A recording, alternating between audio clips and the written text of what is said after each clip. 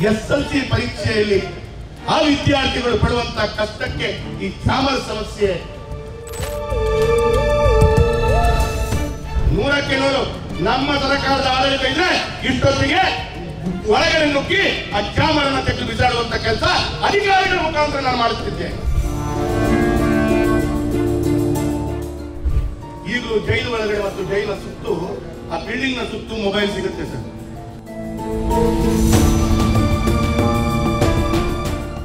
ಮಂಗಳೂರಿನ ಜೈಲ್ ಬಳಿಯ ಅವೈಜ್ಞಾನಿಕ ಜಾಮರ್ ಅಳವಡಿಕೆಯಿಂದ ಸ್ಥಳೀಯರಿಗೆ ತೀವ್ರ ತೊಂದರೆ ಉಂಟಾಗಿದ್ದು, ಇದರಿಂದಾಗಿ ವ್ಯಾಪಾರಿಗಳು, ಉದ್ಯೋಗಿಗಳು, ನಿವಾಸಿಗಳು ಸಂಪರ್ಕವಿಲ್ಲದೆ ಪರದಾಟ ನಡೆಸುವಂತಾಗಿದೆ. ಈ ಹಿನ್ನೆಲೆಯಲ್ಲಿ ಶಾಸಕ ವೇದವ್ಯಾಸ ಕಾಮತ್ ನೇತೃತ್ವದಲ್ಲಿ ಸಾರ್ವಜನಿಕರು ರಸ್ತೆ ತಡೆ ನಡೆಸಿ ಪ್ರತಿಭಟನೆ ನಡೆಸಿದರು.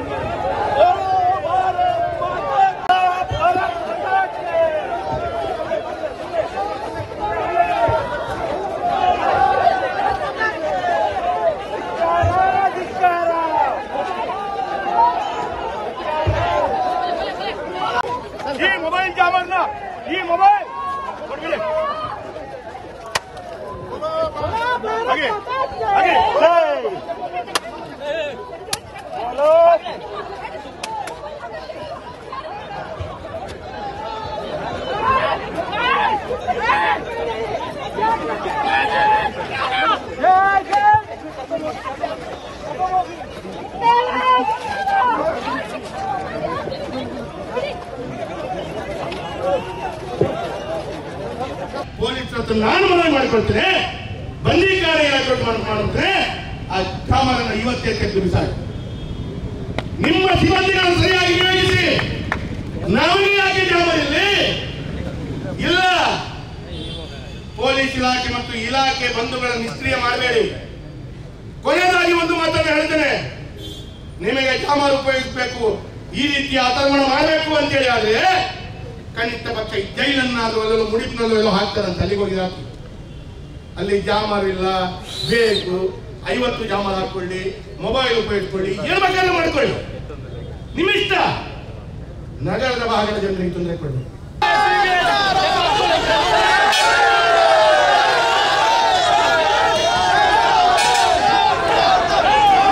ಇಡೀ ಭಾರತದಲ್ಲಿ ಪ್ರಪ್ರಥಮ ಬಾರಿಗೆ ಜೈಲಿನ ಹೊರಗಡೆ ಜಾಮರಿಗಾಗಿ ಪ್ರತಿಭಟನೆ ಮಾಡುವಂತ ಅನಿವಾರ್ಯ ಪರಿಸ್ಥಿತಿ ಇವತ್ತು ಕಾಂಗ್ರೆಸ್ ತಂದಿದೆ. ನಾನು ಹೇಳಬೇಕು ಅಂತ ಹೇಳಿದ್ರೆ ಬಂಧುಗಳು ಬಹಳ ಆಶ್ಚರ್ಯ ಆಗುತ್ತೆ. ಪ್ರಾರಂಭದ ದಿನಗಳಲ್ಲಿ ನಾವು ಪ್ರತಿಭಟನೆ ಎತ್ತಿಕೊಂಡಿಲ್ಲ. ಸರ್ಕಾರದ ಆಡಳಿತದ ಯಂತ್ರ ವ್ಯವಸ್ಥೆಗಳು ಹೇಗಿದೆ ಅಂತ ನಮಗೂ ಅರಿವಿದೆ. ನಾವು ಸರ್ಕಾರ ನಡ್ಕೊಂಡು ಬಂದವರು, ಹೇಳಿದ ತಕ್ಷಣ ಮಾಡ್ಲಿಕ್ಕೆ ಆಗಲ್ಲ. ಅದಕ್ಕಾಗಿ ನಾನು ಪ್ರಾರಂಭದಲ್ಲಿ ಈ ಭಾಗದ ಒಂದು 5-6 ವಾರ್ಡಿನ ಮಹಾನಗರ ಪಾಲಿಕೆ ಸದಸ್ಯರು, ನಿವಾಸಿಗಳು ನೇರವಾಗಿ ನನ್ನ ಗಮನಕ್ಕೆ ತಂದಾಗ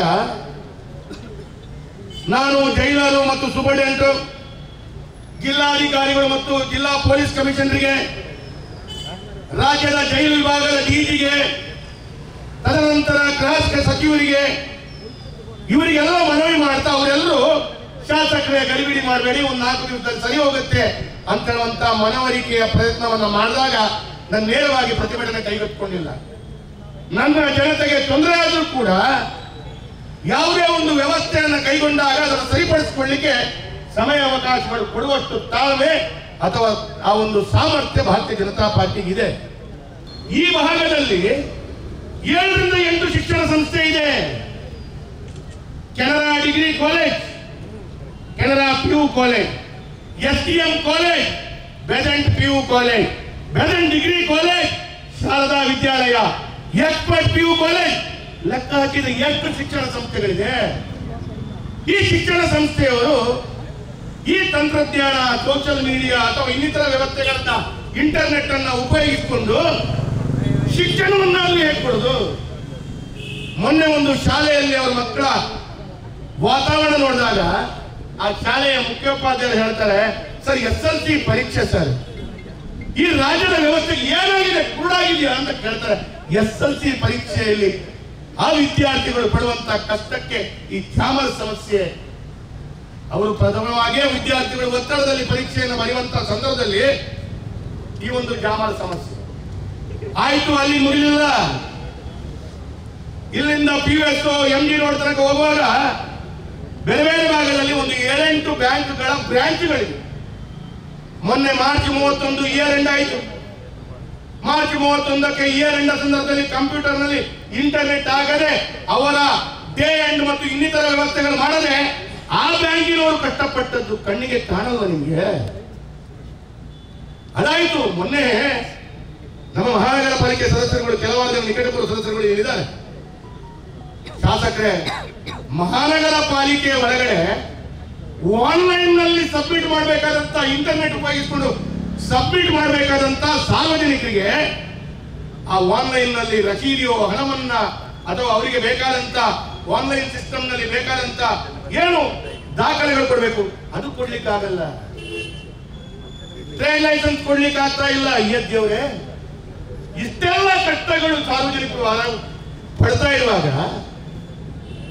ಕಾಂಗ್ರೆಸ್ನ ಆಡಳಿತದಲ್ಲಿರುವಂತಹ ವಿಧಾನ ಪರಿಷತ್ ಸದಸ್ಯರು ಇನ್ಯಾರೋ ನಾಯಕರು ಹೇಳಿಕೆ ಕೊಡ್ತಾರೆ, ಪತ್ರಿಕೆಯಲ್ಲಿ ಹೇಳಿಕೆ ಕೊಟ್ಟು ಮನೆಯಲ್ಲಿ ಹೋಗಿ ಮಲಗ್ತಾರೆ. 100ಕ್ಕೆ 100 ನಮ್ಮ ಸರ್ಕಾರದ ಆಡಳಿತ ಇದ್ರೆ ಇಷ್ಟೊತ್ತಿಗೆ ಒಳಗಡೆ ನುಗ್ಗಿ ಆ ಜಾಮರನ್ನ ತೆಗೆದು ಬಿಸಾಡುವಂತ ಕೆಲಸ ಅಧಿಕಾರಿಗಳ ಮುಖಾಂತರ ನಾನು ಮಾಡುತ್ತಿದ್ದೆ. ಸ್ವಾಮಿ, ಒಂದು ಮಾತನ್ನ ಕೇಳ್ತೀನಿ, ಜೈಲಿಗೆ ಜಾಮರದ ಅವಶ್ಯಕತೆ ಯಾಕೆ? ಈ ಅಧಿಕಾರಿಗಳು ಒಳಗಡೆ ಬರುವಂತ ಎಲ್ಲ ವ್ಯಕ್ತಿಗಳನ್ನ ಸರಿಯಾಗಿ ತಪಾಸಣೆ ಮಾಡಿಕೊಂಡು ಒಳಗಡೆ ಬಿಟ್ರೆ ಅಥವಾ ಅವರ ಸಂಬಂಧಿಕರು ಯಾರಿದ್ದಾರೆ ಅವರನ್ನು ನೋಡ್ಲಿಕ್ಕೆ ಬಿಟ್ರೆ ಮೊಬೈಲ್ ಅಲ್ಲಿ ಒಳಗಡೆ ಹೋಗುತ್ತೆ. ಅದರಲ್ಲಿ ಕೂಡ ಇದರ ವಿಪರ್ಯಾಸ ಏನು ಕೇಳ್ಕೊಂಡ್ರೆ ದುಃಖ ಆಗತ್ತೆ. ಮಾಧ್ಯಮದಲ್ಲಿ ಬರಬೇಕಿದೆ. ಈಗಲೂ ಜೈಲು ಒಳಗಡೆ ಮತ್ತು ಜೈಲಿನ ಸುತ್ತು ಆ ಬಿಲ್ಡಿಂಗ್ ನ ಸುತ್ತು ಮೊಬೈಲ್ ಸಿಗುತ್ತೆ ಸರ್. ಜೈಲಿನ ಸುತ್ತು ಈ ಬಿಲ್ಡಿಂಗ್ ನ ಸುತ್ತು ಮೊಬೈಲ್ ಸಿಗ್ತಾ ಇದೆ. ಹೊರಗಡೆ ಈ ಬಿಲ್ಡಿಂಗ್ ನಲ್ಲಿ ವ್ಯಾಪಾರಸ್ಥರಿಗೆ ಮೊಬೈಲ್ ಸಿಗ್ತಾ ಇಲ್ಲ. ಏನ್ರಿ ಸರ್ಕಾರದ ಆಡಳಿತದ ವೈಶಿಷ್ಟ್ಯತೆ ಹೇಗಿದೆ ಅಂತ ಕೇಳಿದ್ರೆ, ರಸ್ತೆಯಲ್ಲಿ ಆಕ್ಸಿಡೆಂಟ್ ಆಗುತ್ತೆ ಅಂತೇಳಿ ಕಾರ್ನಲ್ಲಿ ಬಸ್ಸಲ್ಲಿ ಬೈಕಲ್ಲಿ ಹೋಗಬೇಡಿ, ರಸ್ತೆ ಮುಚ್ಚಿ. ಮೂಗಿನಲ್ಲಿ ಸಿಂಬಳ ಆಗಿದೆ ಅಂತ ಹೇಳಿ ರಾಜಗೋಪಾಲನ್ನ ಏನ್ ಹೇಳ್ತಾರೆ ನಮ್ಮ ಹಿರಿಯರು ಹೇಳ್ತಿದ್ರು, ಮೂಗಿನಲ್ಲಿ.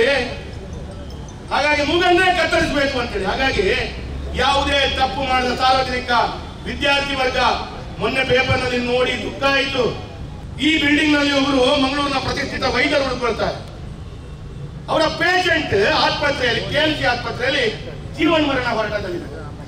ಆ ಚಿಂತಾಜನಕ ಪರಿಸ್ಥಿತಿ ಆದಾಗ ಡಾಕ್ಟರ್ಗೆ ಫೋನ್ ಮಾಡಿ ಆ ಜೀವದ ಹೊಣೆಗಾರಿಕೆ ಯಾರು ತೆಗೆದುಕೊಳ್ತಾರೆ? ಜೈಲಿನ ಸೂಪರ್ಡೆಂಟ್ ತೆಗೆದುಕೊಳ್ತಾರ? ಮನೋಹರ್ ಕದ್ರಿ ಅವರು ಹೇಳಬೇಕು. ಅಥವಾ ಈ ರಾಜ್ಯದ ಮುಖ್ಯಮಂತ್ರಿ ಹೇಳ್ಕೊಳ್ತಾರ? ನಿಮಗೆ ಬಿಡಿ, ಈ ಜಿಲ್ಲೆಯ ಉಸ್ತುವಾರಿ ಸಚಿವರು ಇವತ್ತು ಬಂದಿದ್ದಾರೆ, ಅವರಿಗೆ ಕೂಡ ಈ ವಿಷಯ ಗೊತ್ತಿಲ್ಲ. ಇಲ್ಲಿಯ ನಾಯಕರುಗಳು ಕಾಂಗ್ರೆಸ್ ಪಕ್ಷದವರು ಉಸ್ತುವಾರಿ ಸಚಿವರ ಗಮನಕ್ಕೆ ತರದಂತ ಹೇಳಿಗಳು ಇಲ್ಲಿಯ ನಾಯಕರುಗಳು.